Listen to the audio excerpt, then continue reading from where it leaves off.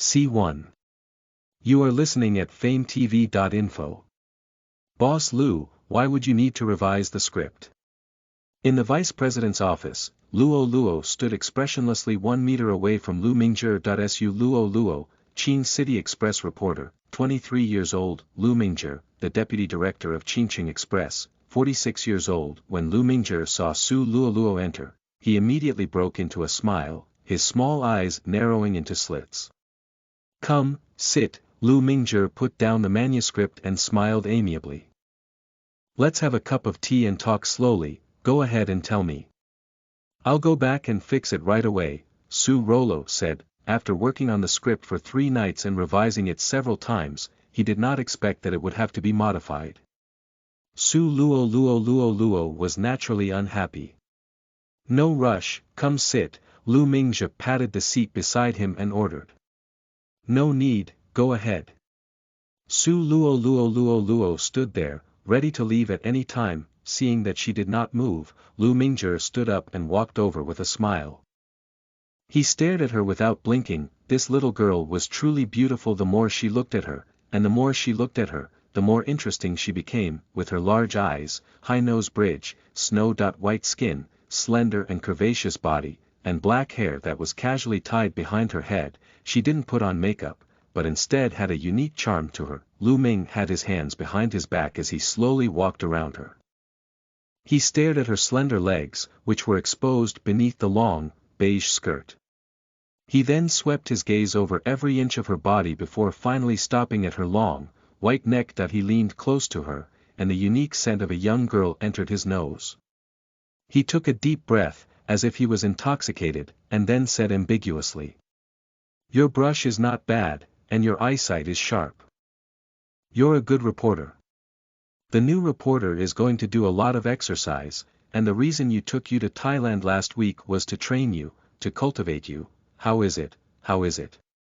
Saying that, he strode forward and suddenly grabbed Su Luo's hand. Su Luo's body stiffened.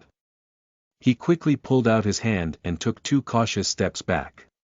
He angrily glared at Lu Mingzhi. Abnormal. They were actually making a move. She didn't like the country that was famous for its trolls and didn't feel good at all. She did not like Lu Mingzhi either. No, it should be said that he was disgusted. Chief Lu, please have a good talk. Su Luo rubbed his hands behind his back and said to Lu Mingzhi with a dark expression. Ha! Lu Mingzhi laughed without a care. Looking at her somewhat angry face, Lu Mingzhi felt that it was even more so, that she had a personality. Rose with thorns, he liked. As long as you follow me the whole way, there will be many opportunities like this in the future. I will definitely make you the fastest reporter in Qingqing with the fastest progress and the most outstanding grades. After he finished speaking, he took 2 large steps forward and wrapped his arm around Su Luo's shoulder, pulling Su Luo into his embrace. How is it? I won't let you suffer a loss. Lu Mingzhi lowered his head to her ear and said in an ambiguous manner. Su Luo felt his body once again stiffen. He immediately began to shiver, and his hair began to stand on end as layers upon layers of goosebumps appeared on his skin. Swift, she used all the strength in her body to shake off Lu Mingzhi's wolf claw. Then, she turned around and raised her hand to give him a fierce slap at lightning speed. Pa! After a crisp sound, a clear imprint of a palm appeared on Lu Mingzhi's left cheek. Su Luo's face was blood-red as he stood there. His body was trembling, his right hand was shaking extremely badly, his palm was burning in pain. She clenched her fists and dug her nails into her palms. Her heart was beating wildly and her long hair was in disarray. A few strands of hair stuck to the side of her nose and the corner of her mouth. Her face turned from red to green, making her look like an extremely angry little lion. She glared at Lu Mingzhi, her eyes filled with anger and fear. The stunned Lu Mingzhi covered his face as he looked at her with incomparable shock. The hair that was unflustered a moment ago was hanging down on his forehead, making him look extremely miserable. Damn! You dared to hit me? Lu Mingzhi asked in fear. Yes. It was you. He actually wanted to use the unspoken rules of power to report to the deputy director of Qingqing City. Your dog eyes have gone blind. How could the Qingqing news agency have someone as despicable as you?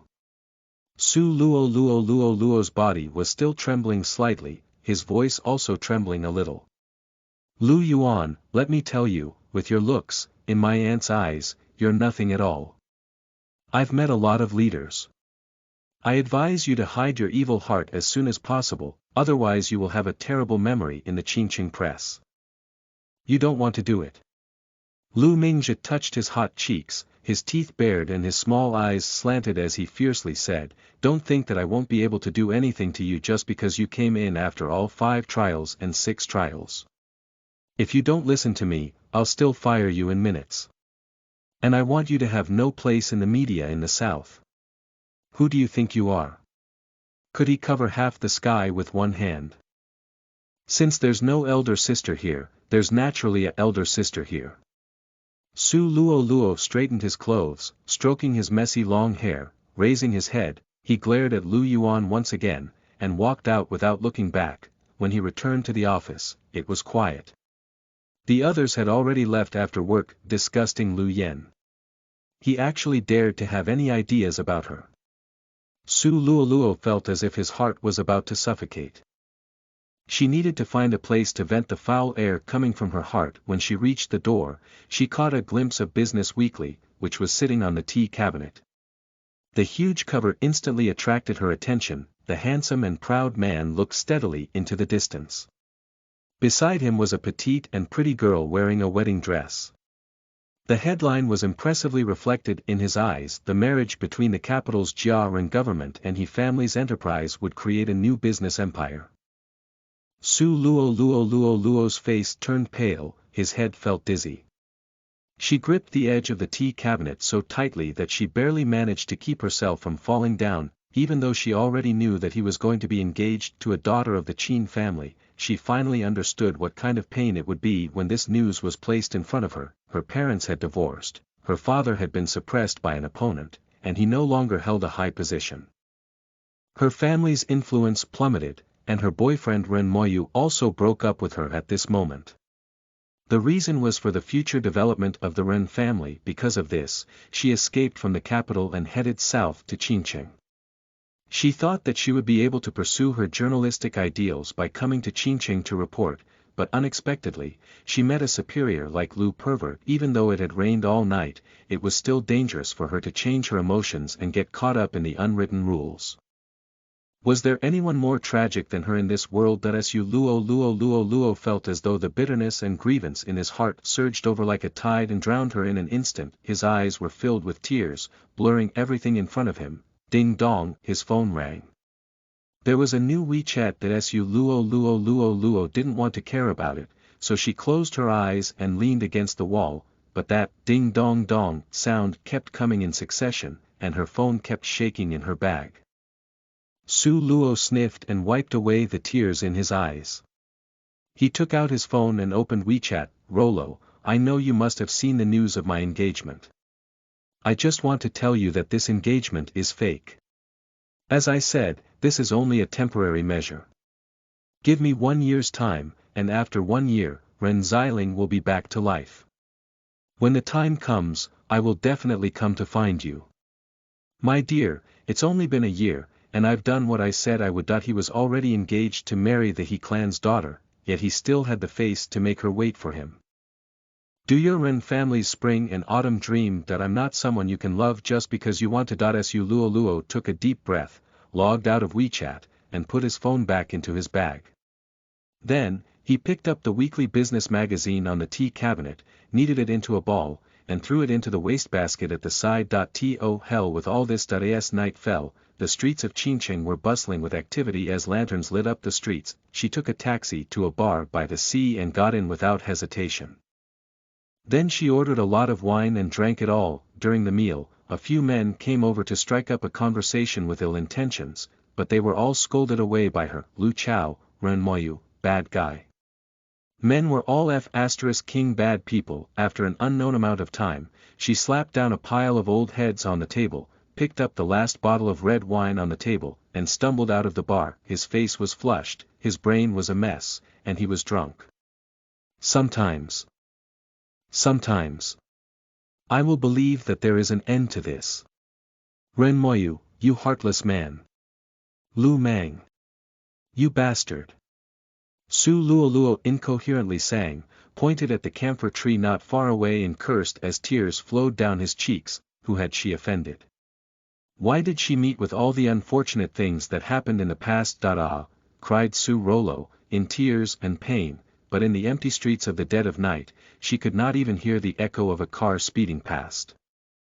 In this huge city government, everyone was rushing back and forth. No one cared about the sadness and joy of a passerby. The night was as cold as water, and a gust of cold wind was blowing. A single drunkenness was enough to ease 1,000 worries. She raised her glass of red wine, raised her head, and gulped down a few mouthfuls. That in a trance, she saw a tall figure walking in front of her. That height and appearance were so familiar. Ah! Wasn't this her Ren Moyu? Ren Moyu. She mumbled indistinctly and pounced on the back of the figure. Her thick back was very warm.